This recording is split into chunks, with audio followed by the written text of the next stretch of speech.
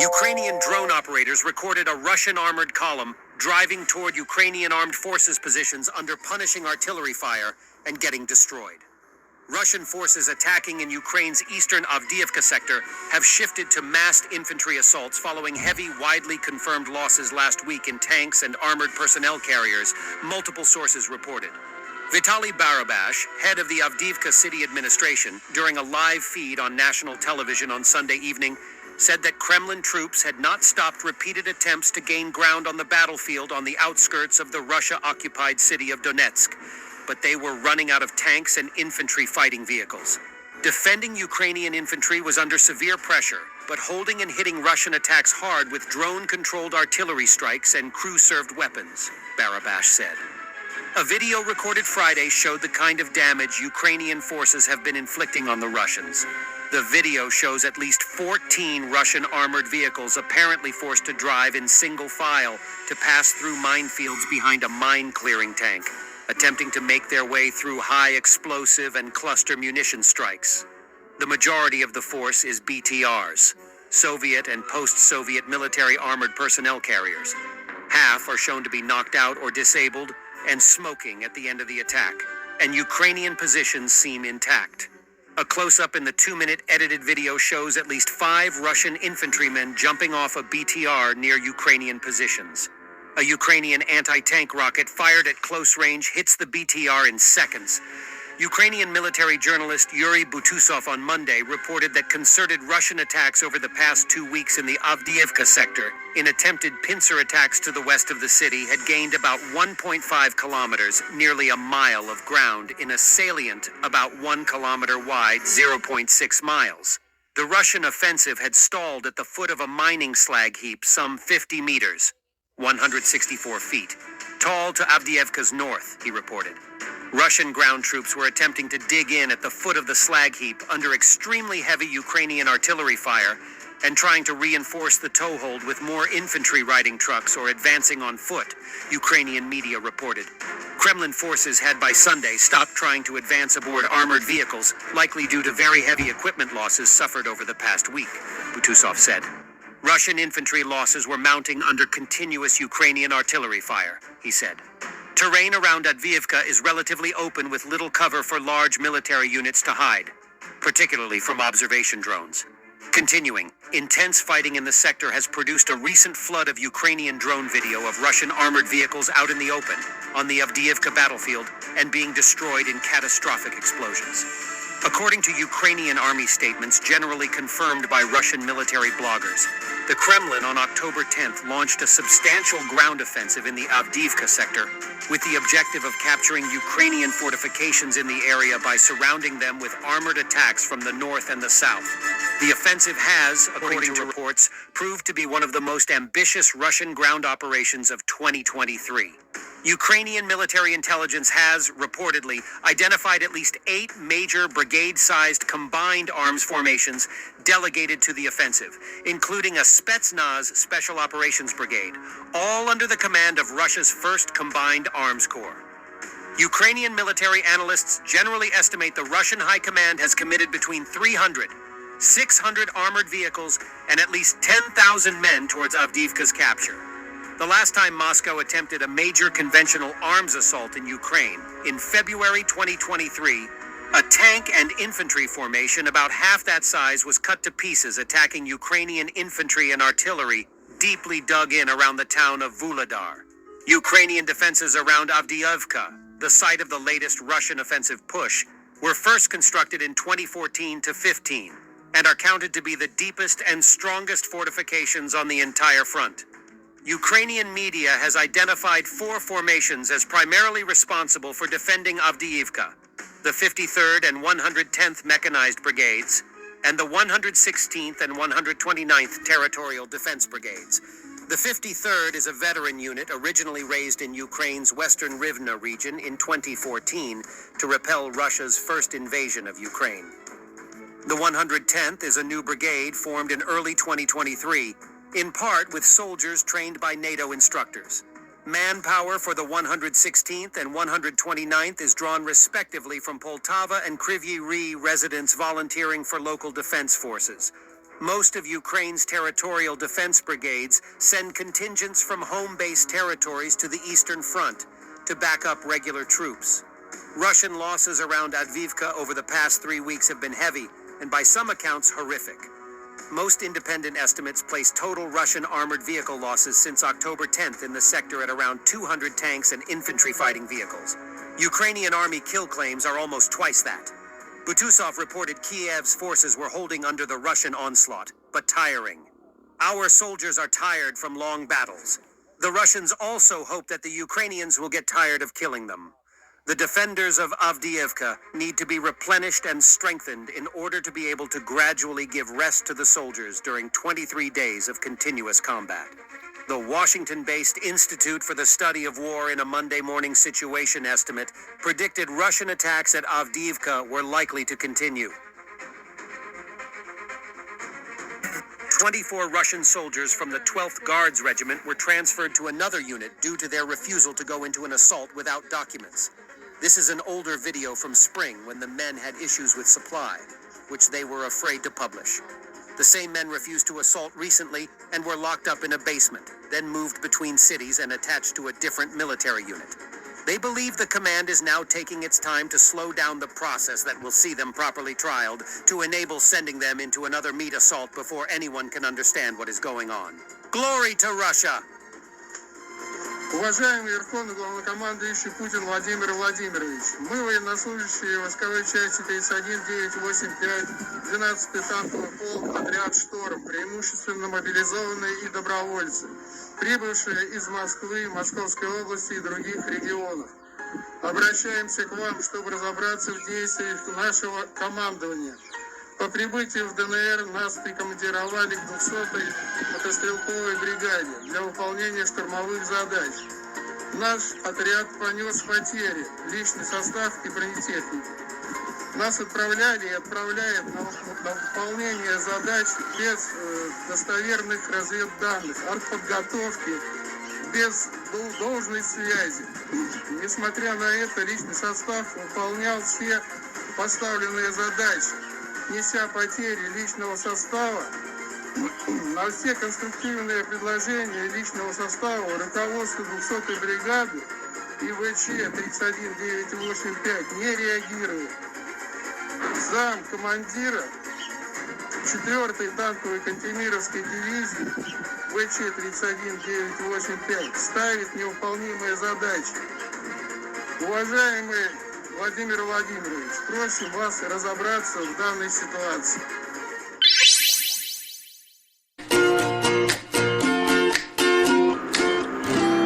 Hi guys, in this video we are going to see the battlefield and the latest Russian losses in all sectors. Russian 220mm heavy flame-throwing system, TOS-1.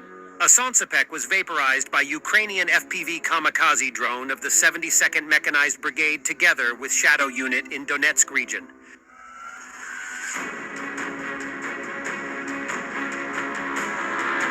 Russian armored equipment continues to burn brightly on the Avdiivka axis.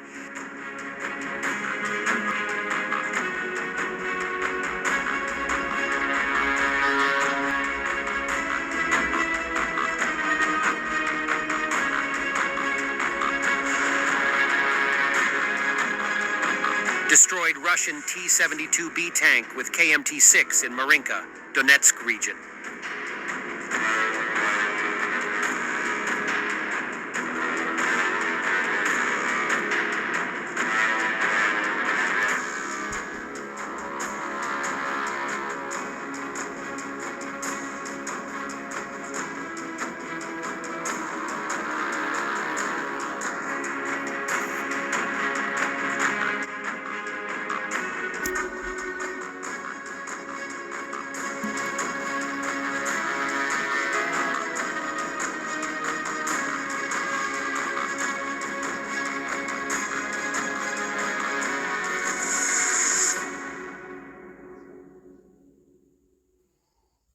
Violent explosion of another Russian tank, this time finished with an FPV drone.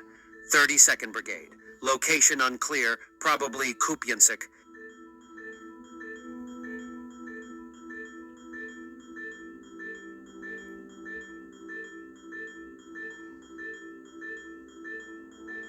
Kupiansk.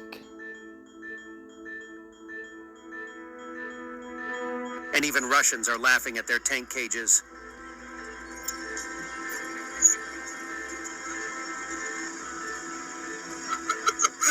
Смотри, в каком он сидит скворечник и лютом.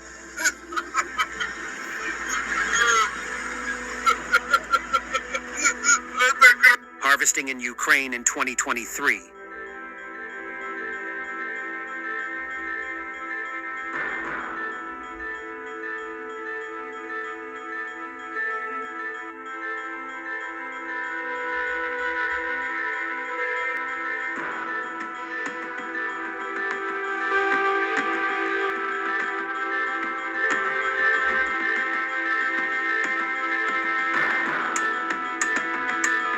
The village of Podivotie in the temporarily occupied Bryansk region, where the forces of evil have settled in the form of Russian military and border guards. Ukrainian raid, jointly with an adjacent friendly group, made a splash behind enemy lines. The special military operation is proceeding according to a strictly planned plan. The border is locked. No.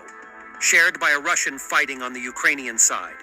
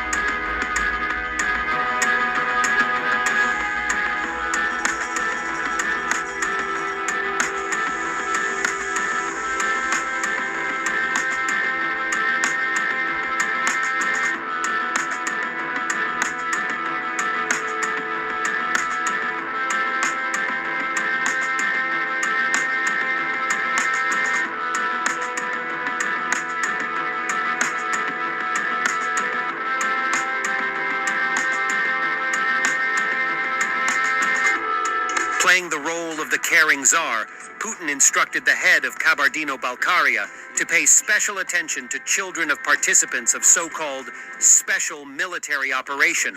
A good start would be not to send the parents of these children to die for the czar's ambitions. Так и продолжать, ладно? Здесь все важно, но то, что вы сказали про детей, это особое внимание, конечно. К детям наших ребят нужно проявлять особое внимание и заботу о них, как о своих собственных. Так и будет, Владимир Владимирович. Мы именно проект направлен на то, что быть сыном, дочкой участника специальной военной операции, это гордо, это престижно. Именно на это будет направлено. Спасибо. We are interested in crisis, Russian propagandists admit. Байден никакой альтернативы не предлагает, никакого мирного плана. Зеленский со своей стороны, наоборот, я думаю, будет выжидать, потому что шла речь о том, что на Зеленского давит, на Зеленским давлеет возможность поражения Байдена на следующих выборах. Сейчас, когда распор в стане республиканцев, когда Трамп не смог продавить своего кандидата на спикера, он может думать, что вдруг повезет, вдруг через год Байден останется. Так что давайте мы продолжим, так сказать, эту операцию, продолжим бросать в топку войны жизнь украинцев, продолжим фашизацию украинского режима, в том числе в контексте религиозных репрессий, которые сейчас начинаются, и так далее. Поэтому, конечно, мы заинтересованы, наверное, в кризисе. В мире мы заинтересованы. Вот в чем мы всегда заинтересованы. Said Ismagilov, one of Ukrainian Muslim spiritual leaders, about Russian meat assaults near Bakhmut.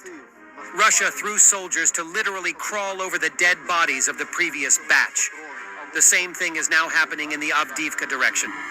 Вивозили нашого кулеметника з Бахмуту. І він каже, я такого ніколи в житті не те, що не бачив, я собі уявити не міг. Я косив наступаючих оцих окупантів, поки в мене не закінчилися патрони, а вони по трупах лізли далі і далі. Ще тені померли, ще кричать, а вони вже на них наступають і по них ідуть далі. І він казав, я казав, що я чуть з глузду не з'їхав, що я в один день стільки людей вбив. Ці м'ясні штурми – це не поодинокий випадок. Дуже страшні речі розповідали, що вони спочатку кидали своїх беззбройних, ці вагнерівці, вони просто біжали без зброї на наші позиції, кажуть, ми їх клали, а ті вичисляли, звідки ми стріляли. Нашу вогневу позицію вичисляли і потім накривали. Але для того, щоб вичислити, вони просто кидали беззбройних своїх вперед, щоб ми їх вбили. І от коли таке розповідаєш, ти розумієш, наскільки твій ворог аморальний.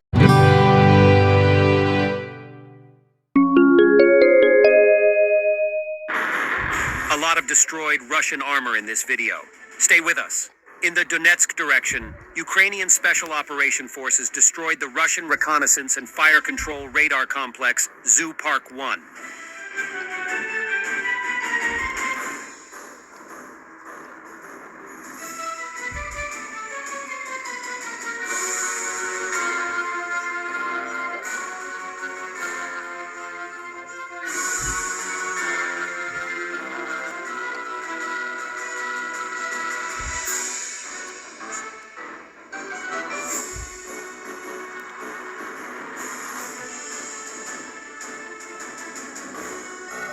This is from the beginning of the Russian attack on Avdiivka.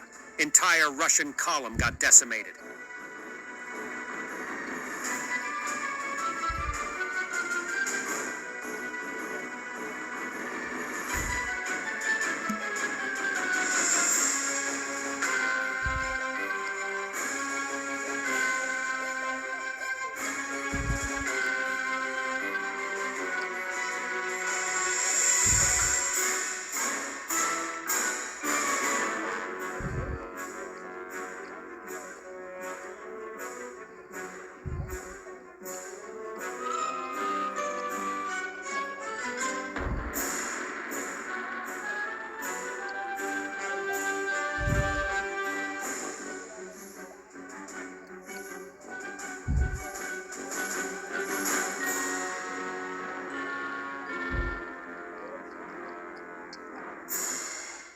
Russian channels proudly displaying their flag, as well as the banner of the 114th Brigade on the waste heap in Avdiivka.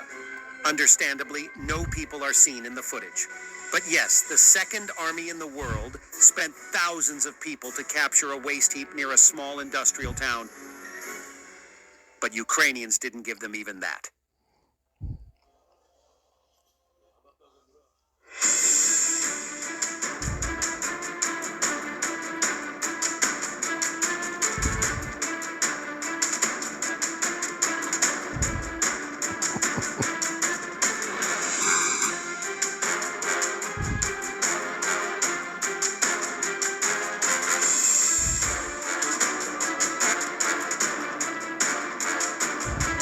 A big Ukrainian assault is being prepared somewhere.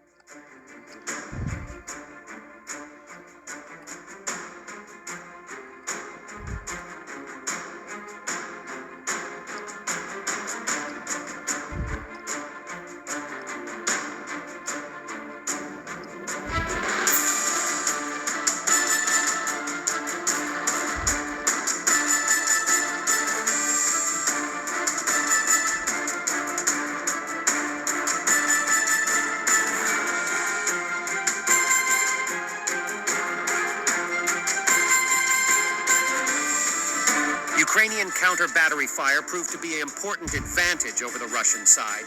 On the left bank of Kherson, we can see a high-quality counter-battery work from the Ukrainians.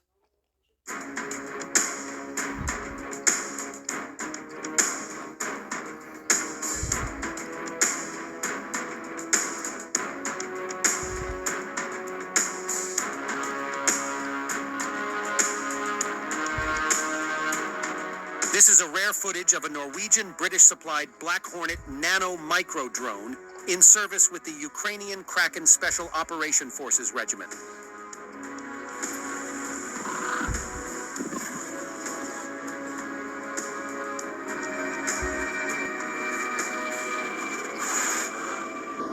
Meat assaults by Russian troops. Despite numerous losses, Russian troops continue to actively attack Avdiivka. Some of the fiercest fighting is taking place here along the entire front line.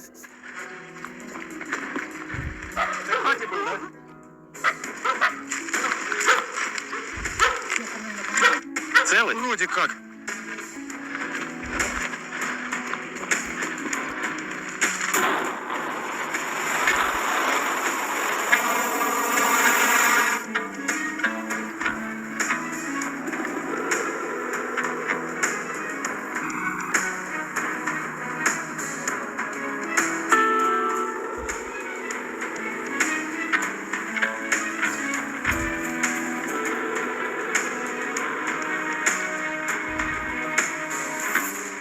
Без бронежилетов, без касок, без ничего, налегке. Все, один с гранатами, один с автоматами. Это не вдвоем, а третий может еще чуть-чуть дальше прикрывать. Они малыми группами заходят, по 2-3 человека. И все, им главное, они знают, Они квадрокоптера посмотрели, где зашли, окопы. обработали.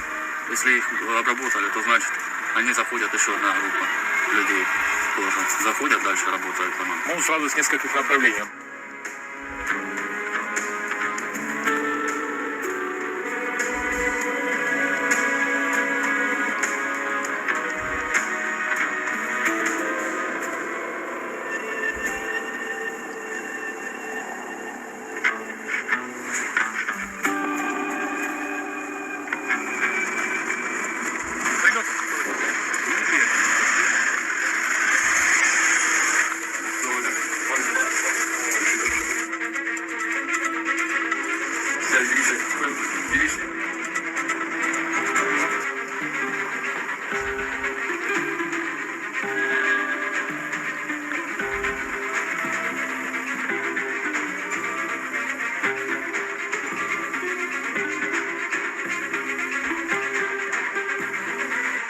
One of the closest ally of the Russian President Putin in the European Union is the Hungarian Prime Minister Viktor Orban.